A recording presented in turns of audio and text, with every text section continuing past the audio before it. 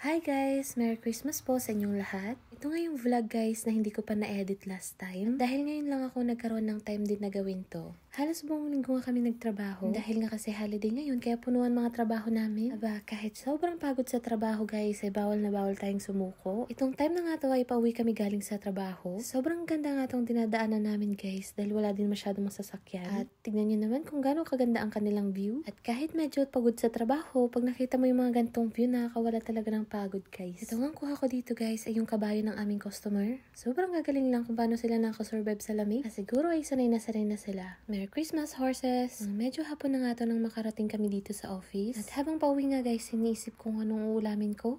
Kaya buti na lang malapit dito ang market kaya mamimili tayo. Tara! Hindi nga ako masyadong nag-i-stock sa ref ko guys kasi gusto ko na bumili ng mga fresh na pagkain galing sa market. Aba dito naman sobrang dulas ng daanan. So kumuha na nga ako ng basket guys at ang una nating bibilhin ay itong orange. Gustong gusto ko nga to guys dahil sobrang laking tulong nito lalo pag nagbibiyahe kami papunta sa trabaho. At ito na din yung sisilbing merienda ko. At sa kabilang side naman guys ay may nakita kong mangga.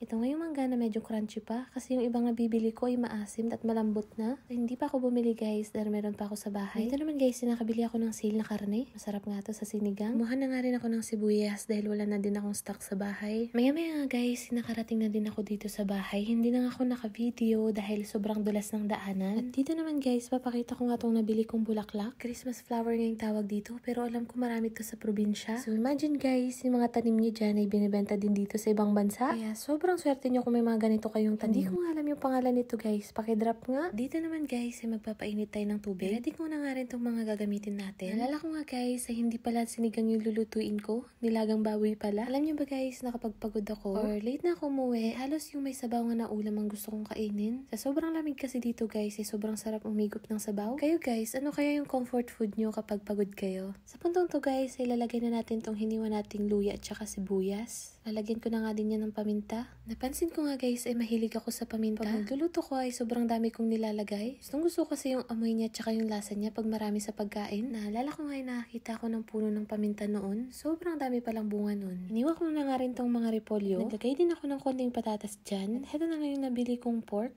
Masarap nga sa nilagay yung may halong taba at laman. Kaya perfect na perfect tong nakuha ko.